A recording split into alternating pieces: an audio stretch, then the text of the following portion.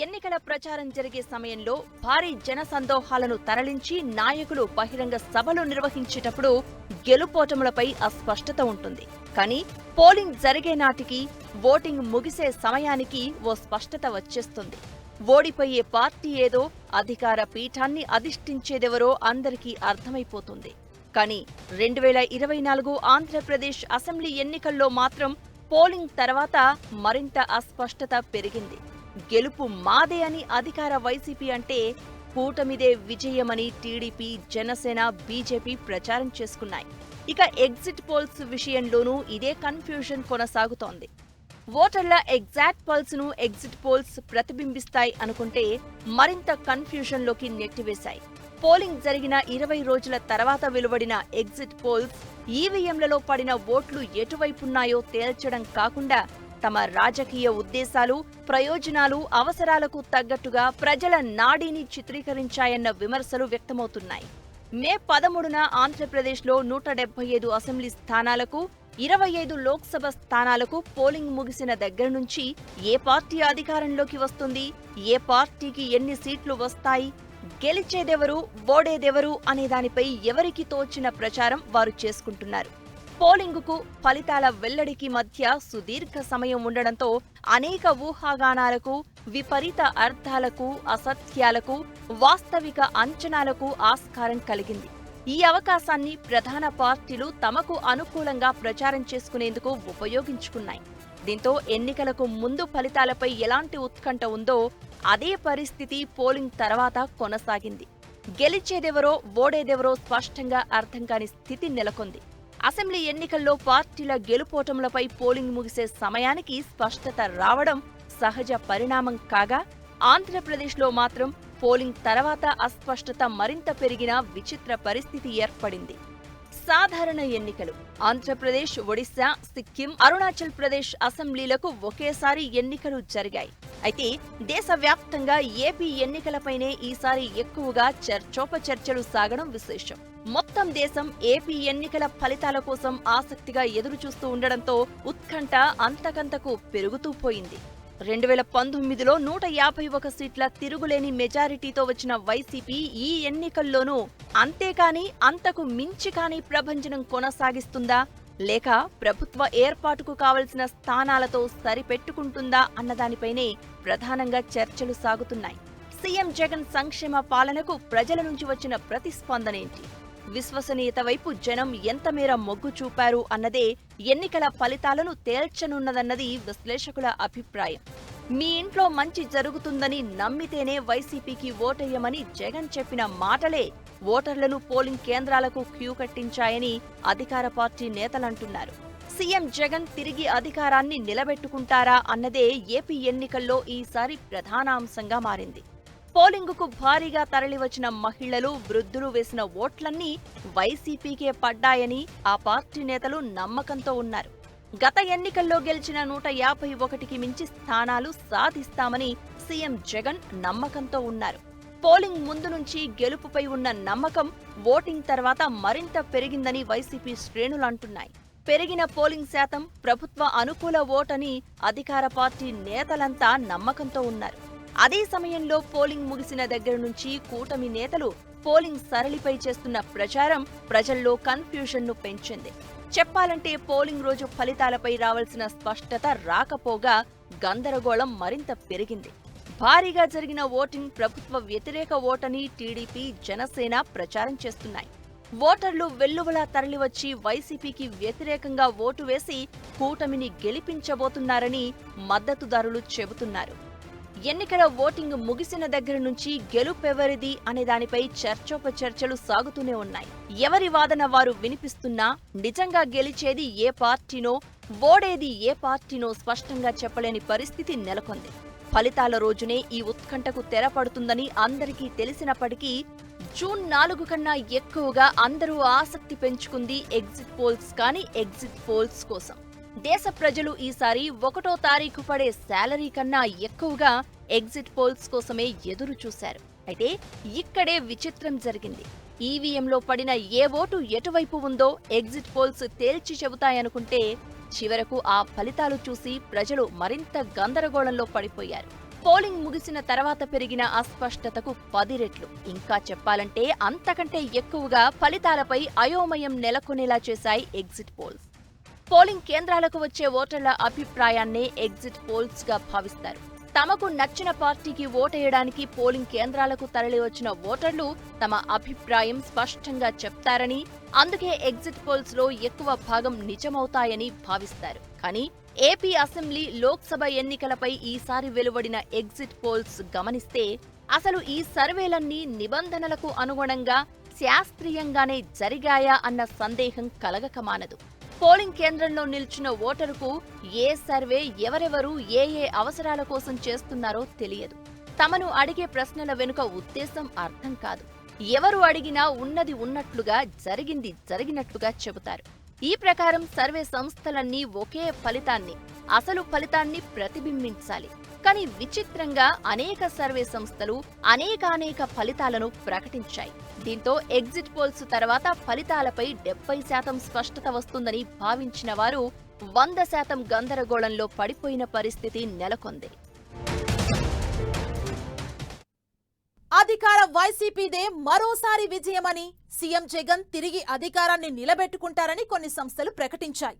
TDP, Janasena, BJP కూటమి గెలుపొందుతుందని, YCP ప్రతిపక్షంగా మారుతుందని మరికొన్ని సంస్థలు అంచనా వేశాయి. ఆయా పార్టీలు సాధించే స్థానాలపైన అనేక రకాల ఫలితాలు వెల్లడయ్యాయి.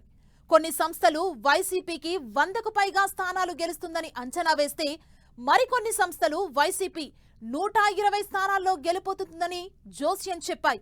మహిళా ఓట్లు కూటమితో పోలిస్తే 12% అధికంగా వైసీపీకి పడ్డాయని సర్వే సంస్థలు తేల్చాయి. ఇంకొన్ని సంస్థలు బోటాబోటీ మెజారిటీతో కూటమి గెలుస్తుందని ప్రకటించాయి. మొత్తంగా అసలు ఫలితాలపై అస్పష్టత పెంచడంలో తలా కొంత పాత్ర పోషించాయి. ఎగ్జిట్ పోల్స్ ఫలితాల కోసం అందరూ ఆసక్తిగా ఎదురు చూసినప్పటికీ, ఎగ్జిట్ పోల్స్ అంచనాలు ఎక్కువసార్లు నిజమైన చరిత్ర ఉన్నప్పటికీ, అన్నిసార్లు ఎగ్జిట్ పోల్స్ ఎగ్జాక్ట్ పోల్స్ కాలేదు. ఇటీవల జరిగిన అసెంబ్లీ ఎన్నికల్లో సైతం సర్వే సంస్థల శాస్త్రీయ లెక్కలు, అంచనాలు తప్పాయి. ఛత్తీస్గఢ్, మధ్యప్రదేశ్, రాజస్థాన్, తెలంగాణ అసెంబ్లీలకు జరిగిన ఎన్నికల్లో ఛత్తీస్గఢ్లో బీజేపీ విజయాన్ని ఏ సంస్థ అంచనా వేయలేకపోయింది. కాంగ్రెస్ ప్రభుత్వ సంక్షేమ పాలనకే ఛత్తీస్గఢ్ ప్రజలు మరోసారి మొగ్గు చూపారని సర్వే సంస్థలన్నీ ముక్త కంఠంతో ప్రకటించాయి. కానీ అసలు ఫలితాలు వచ్చేసరికి పరిస్థితి మారిపోయింది. ఛత్తీస్గఢ్ను కమలం పార్టీ కైవసం చేసుకుంది. రాజస్థాన్ విషయంలోనూ ఇంచుమించు ఇలాగే జరిగింది. రాజస్థాన్లోనూ కాంగ్రెస్ రెండోసారి విజయం సాధిస్తుందని మెజారిటీ సంస్థలు అంచనా వేశాయి. మరికొన్ని సంస్థలు బీజేపీ విజయాన్ని ఊహించాయి. చివరకు బీజేపీ గెలుపొందింది. గతంలో పంజాబ్ విషయంలోనూ ఇలాగే జరిగింది. ఇలా సర్వే సంస్థల లెక్కలు తప్పడం పలుమార్లు జరిగింది. 2004లో భారత్ వెలిగిపోతోందంటూ ఎన్నికలకు వెళ్లిన బీజేపీ ఓటమిని ఏ సర్వే సంస్థ అంచనా వెయ్యలేదు. కానీ ఫలితాలు కొత్త చరిత్ర సృష్టించాయి. అదే సమయంలో చాలా ఎన్నికల్లో ఎగ్జిట్ పోల్స్ లో వచ్చిన ఫలితాలే అసలు ఫలితాలయ్యాయి. కర్ణాటక, తెలంగాణ, గుజరాత్, ఉత్తరప్రదేశ్ వంటి రాష్ట్రాలకు జరిగిన ఎన్నికల్లోనూ 2009, 2014, 2019 లోక్సభ ఎన్నికల్లోనూ, 2019 ఆంధ్రప్రదేశ్ అసెంబ్లీ ఎన్నికల్లోనూ ఎగ్జిట్ పోల్స్ అంచనాలు నిజమయ్యాయి. అయితే ఈసారి మాత్రం ఎగ్జిట్ పోల్స్ ఏపీ ఫలితాలపై ఉత్కంఠకు తెర వెయ్యకపోగా మరింత పెంచాయి. ఎవరు గెలుస్తారన్న దానికోసం జూన్ 4 దాకా ఎదురు చూడాల్సిన అవసరం లేదని, జూన్ 1నే తెలిసిపోతుందని భావించి ఎగ్జిట్ పోల్స్ కోసం ఎదురు చూసిన వారు సర్వే సంస్థలు ప్రజల అభిప్రాయాలను ప్రతిబింబించకుండా తమ ఇష్టాలకు అనుగుణంగా ఇచ్చిన ఫలితాలు చూసి తీవ్ర నిరాశ చెందారు. అటు వైసీపీ, ఇటు కూటమి నేతలు ఎగ్జిట్ పోల్స్ అంచనాలను తమకు అనుగుణంగా విశ్లేషణ చేసుకుంటున్నారు. వైసీపీదే గెలుపని ఆ పార్టీ నేతలు అంటున్నారు. కొన్ని ఎగ్జిట్ పోల్స్ గందరగోళంగా ఉన్నాయని, అడ్డదిడ్డంగా అంకెలిచ్చారని వైసీపీ ప్రధాన కార్యదర్శి సజ్జల ఆరోపించారు. లోకల్ సర్వేలు తమకు పాజిటివ్ గా ఇచ్చాయన్నారు. సంక్షేమ లబ్ధిదారులు వైసీపీ వైపే ఉన్నారని, భారీ విజయం ఖాయమని సజ్జల ధీమా వ్యక్తం చేశారు. ఈ ప్రాసెస్ లో ఫైనల్ కి వచ్చేసరికి ఆఖరకు పోస్టల్ బ్యాలెట్ల విషయంలో ఈ మధ్య వచ్చిన డైరెక్షన్ కూడా నిన్న మొన్న కూడా మెన్షన్ చేసి అది ఛాలెంజ్ చేశాను కోర్టులో. సుప్రీంకోర్టు కూడా వెళ్తున్నాం. నిన్న ఇక్కడ హైకోర్టులో వెసులుబాటు రాకపోవడం. ఇవన్నీ దేన్ని సూచిస్తున్నాయంటే అధికారం, సెంటర్లో ఉన్న అధికారం అర్థం పెట్టుకొని ఇప్పుడు ఎన్నికల కమిషన్ పరిధిలోకి ఇక్కడ అధికార యంత్రాంగము వస్తుంది. ఎన్నికలన్నీ దారాధ్వర్యంలో జరుగుతాయి కాబట్టి పోలింగ్లో కుదరకపోతే కౌంటింగ్లో కానీ ఏమైనా ఇన్ఫ్లుయెన్స్ చేయగలమనే ప్రయత్నం ఏమైనా చేస్తున్నారేమో అనే అనుమానాలు బలపడుతున్నాయి, వరుసగా జరుగుతున్నవి. ఇప్పుడు ఎగ్జిట్ పోల్స్ పేరుతో వాళ్ళు ఇస్తున్న ఫిగర్స్ చూసినా ఏదైనా అక్కడ అవకాశం ఉంటే ఎట్లా ఒకటి మనం కొంచెం పుష్ చేయగలమా అనే ప్రయత్నం ఏమన్నా చేస్తున్నారేమో అని అనిపిస్తుంది. ఎగ్జిట్ పోల్స్ ఫలితాలతో టీడీపీ కూటమిలో జోష్ పెరిగింది. మొత్తం 40 సర్వే సంస్థలు ఎగ్జిట్ పోల్స్ ప్రకటిస్తే అందులో 35 కూటమికే పట్టం కట్టాయని టీడీపీ నేతలు చెబుతున్నారు. దీంతో అప్పుడే సంబురాలు మొదలుపెట్టారు. టీడీపీ కేంద్ర కార్యాలయాన్ని లైటింగ్ తో అలంకరించారు. దాదాపు ఎగ్జిట్ పోల్స్ ప్రకటించిన 40 సంస్థలు తామిచ్చిన ఫలితాలకు తగ్గట్టుగా వాదనలు వినిపించారు. సీఎం జగన్ సంక్షేమ పథకాలు, వాలంటీర్ వ్యవస్థ వైసీపీ ఘన విజయానికి దోహదం చేశాయని, ఆ పార్టీ గెలుస్తుందని ప్రకటించిన సర్వే సంస్థల అధినేతలు చెప్తున్నారు. వైపు రాష్ట్రంలో మహిళల సంఖ్య ఎక్కువగా ఉండటం, మొన్న జరిగిన ఎన్నికల్లో 4,78,000 ఓట్లు, సుమారుగా 1.43% మంది మహిళలు పురుషుల కంటే అదనంగా ఓటు వేయటం, ఆ అదనంగా ఓటు వేసినటువంటి మహిళల్లో సుమారుగా 56% మంది వైఎస్ఆర్ కాంగ్రెస్ పార్టీకి ఓటు వేయడంతో పాటుగా వైఎస్ఆర్ కాంగ్రెస్ పార్టీకి వెన్నుదన్నుగా నిలిచినటువంటి ఎస్సీ, ఎస్టీ, మైనారిటీ వర్గాలతో పాటుగా ఈ గత 4 ఏళ్లుగా ఈ ప్రభుత్వం అనుసరించినటువంటి అనేక అభివృద్ధి, గ్రామీణ ప్రాంతాల్లో అభివృద్ధి, అలాగే సంక్షేమ కార్యక్రమాలు, డైరెక్ట్ బెనిఫిట్ స్కీమ్స్ కారణంగా బీసీలలో కూడా వైఎస్ఆర్ కాంగ్రెస్ పార్టీ గణనీయమైనటువంటి ఓట్లు సాధించింది. ఈ విధంగా తనకున్నటువంటి ఓటు బ్యాంకును కాపాడుకుంటూ కొత్తగా బీసీలలో ఓటు బ్యాంకుని చేల్చడం ద్వారా, మహిళల్లో తన ఓటు బ్యాంకును పెంచుకోవడం ద్వారా వైఎస్ఆర్ కాంగ్రెస్ పార్టీ ఈ రోజు తిరిగి రాష్ట్రంలో మరొకసారి అధికారంలోకి రాబోతా ఉంది.